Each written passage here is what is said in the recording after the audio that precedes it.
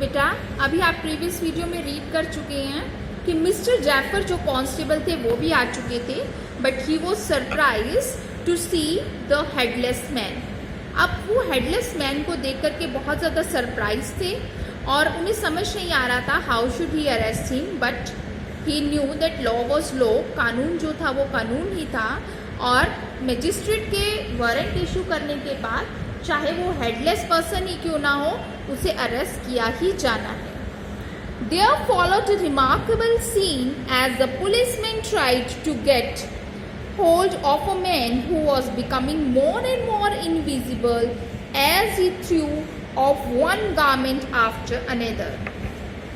अब क्या हुआ, एक रिमार्केबल, बहुत ही रिमार्केबल सीन, बहुत ही अजीब सा और एकदम अद्भुत जो दृश्य जो हुआ वो क्या हुआ, सीन मतलब दृश्य, कि जैसे ही पुलिसमैन ने ट्राई किया उसको पकड़ने का, hold of a man who was becoming more and more invisible, जो और ज़्यादा अदृश्य होता जा रहा था क्योंकि वो अपने कपड़े एक के बाद एक उतारे जा रहा था। जैसे जैसे वो एक के बाद एक कपड़े उतार रहा था वो अदृश्य होता जा रहा था।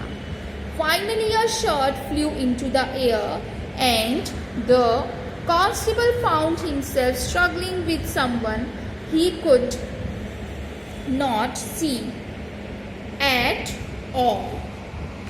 अब वो क्या कहते हैं कि finally a shirt flu into the air, finally एक शर्ट जो है हवा में उड़ी, and the constable found himself struggling with someone, constable यानी सिपाही को ऐसा लगा कि जैसे वो किसी के साथ संघर्ष कर रहा है, लड़ाई कर रहा है, with someone he could not see at all, जिसे वो देख नहीं पा रहा था। अदृश्य इंसान के साथ उसे लड़ाई करता हुआ उसे अपने आप को पाया। Some people tried to help him, कुछ लोगों ने उसकी मदद करने की कोशिश की, but found themselves hit by blows that seemed to come from nowhere, परंतु उन्हें अपने आप को हिट करते हुए पाया, ब्लोज यानी मुक्कों से, that seem to come from nowhere, जो ऐसा लगते थे कि कहीं से भी नहीं आ रहे हैं, मतलब दिखाई नहीं दे रहे थे कि वो कहाँ से आ रहे हैं। In the end Jeffers was knocked unconscious as he made a last attempt to hold on to the unseen scientist. In the end, अंत में Jeffers was knocked unconscious. Jeffer जो है वो unconscious, जो कांस्टेबल थे वो unconscious हो गए, वो बेहोश हो गए। As he made a last attempt to hold on to the unseen scientist, जब उन्होंने अंतिम प्रयास किया अनसीन साइंटिस्ट यानी अदृश्य जो वैज्ञानिक था उसे पकड़ने का, जब उन्होंने कोशिश की तब क्या हुआ, उन्हें इतनी जोर से लगा कि वो अनकॉन्शियस यानी कि बेहोश हो गए। There was nervous excited cries of hold him, अब वहाँ पर घबराई हुई, उत्सुकता से भरी हुई आवाज़ें आने लगी कि होल्ड हिम, उसे पकड़ो।